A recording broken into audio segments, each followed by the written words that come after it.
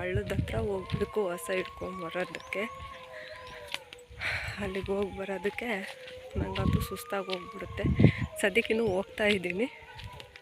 ಹೋಗಿ ಅಲ್ಲಿ ಇನ್ನೂ ಹಳ್ಳದ ಹತ್ರ ಹಸು ಎಲ್ಲಿದ್ದಾವೆ ಅಂತಲೂ ನನಗೆ ಗೊತ್ತಿಲ್ಲ.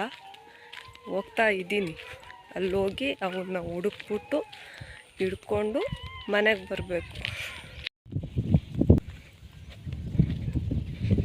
ಫೈನಲಿ ಹಳ್ಳದ ಹತ್ರ ಬಂದಾಯಿತು. ಇಲ್ಲಂತೂ ಎಲ್ಲಿ ಹಸ ಕಾಣ್ತಿಲ್ಲ ನನಗೆ.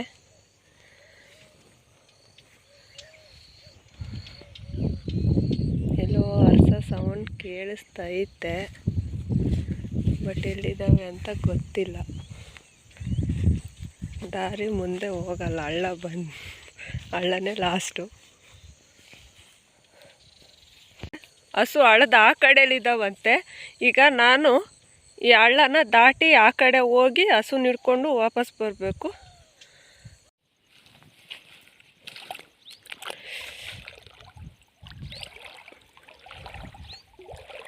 ತಣ್ಣಗೈದಾವೆ ನೀರು.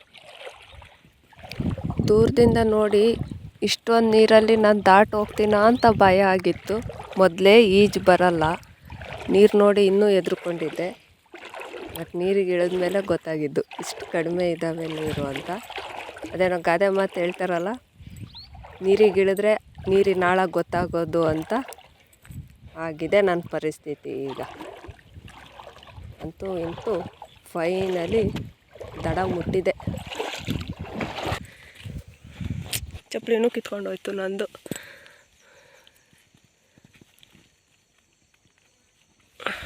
ಚಪ್ಪಲಿನ ರೆಡಿ ಮಾಡಿಕೊಂಡು ಈಗ ಹಸನ ಸರ್ಚ್ ಮಾಡೋ ಕೆಲಸ ತೊಗೊಂಡಿದ್ದೀನಿ. ಈ ಸೈಡಲ್ಲಿ ಇನ್ನೂ ಎಲ್ಲಿದ್ದಾವೋ ಹಸ.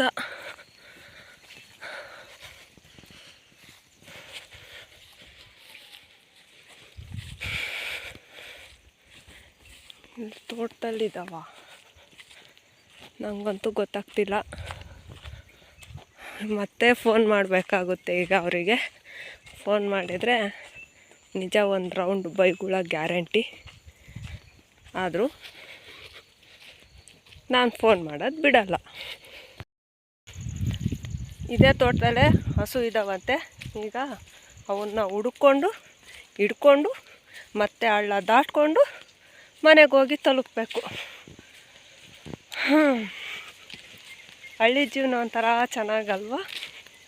ಕಷ್ಟ ಇದ್ರೂ ಒಂಥರ ಅಡ್ವೆಂಚರ್ ಥರ ಇರುತ್ತೆ.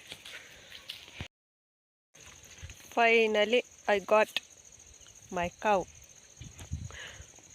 ಹಸನ್ ಕಂಡಿಡ್ದಿದ್ದಂತೂ ಆಯಿತು. ಈಗ ಬಿಚ್ಕೊಂಡು ಹೋಗ್ಬೇಕಲ್ಲ. ದಾರ, ದಾರನೂ ಹಿಡ್ಕೊಂಡು ಹೋಗೋಣ ಅಂತ ನಾನು ಹಗ್ಗ ತೊಗೊಂಡ್ರೆ ಇಲ್ಲಿ ತಾಯಿ ಮಗಳು ಪ್ರೀತಿನ ತೋರಿಸ್ತಿದ್ದಾವೆ. ಬರ್ರಿ ಮನೆ ಹತ್ರ ಕಂಟಿನ್ಯೂ ಮಾಡಂತ್ರಿ ನಿಮ್ಮ ಲವ್ನ. ಬಾರಮ್ಮ ಹೋಗೋಣ ಮನೆಗೆ.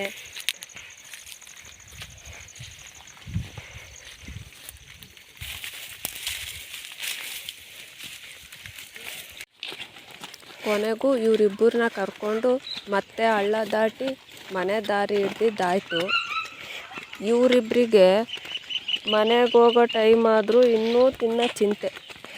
ನನಗೆ ನೀರು ಅಂದ್ರೇ ಭಯ. ಅಂಥದ್ರಲ್ಲಿ ಇವತ್ತು ಅಷ್ಟು ನೀರಿಗಿಳಿದು ಅಷ್ಟೆಲ್ಲ ಸಾಹಸ ಮಾಡಿ ಇವರಿಬ್ಬರನ್ನ ಮನೆಗೆ ಕರ್ಕೊಂಡು ಬಂದೆ. ಈ ವಿಡಿಯೋ ನಿಮಗಿಷ್ಟ ಆಗಿದ್ದರೆ ಲೈಕ್ ಮಾಡಿ, ಶೇರ್ ಮಾಡಿ. ಹಾಗೆ ಇನ್ನಷ್ಟು ಇದೇ ಥರ ಹೊಸ ವಿಡಿಯೋಗಳಿಗಾಗಿ ಮತ್ತು ನಾ ಬರೆಯೋ ಕಥೆಗಳಿಗಾಗಿ ನನ್ನ ಚಾನಲನ್ನು ಸಬ್ಸ್ಕ್ರೈಬ್ ಮಾಡ್ಕೊಳ್ಳೋದನ್ನು ಮಾತ್ರ ಮರಿಬೇಡಿ.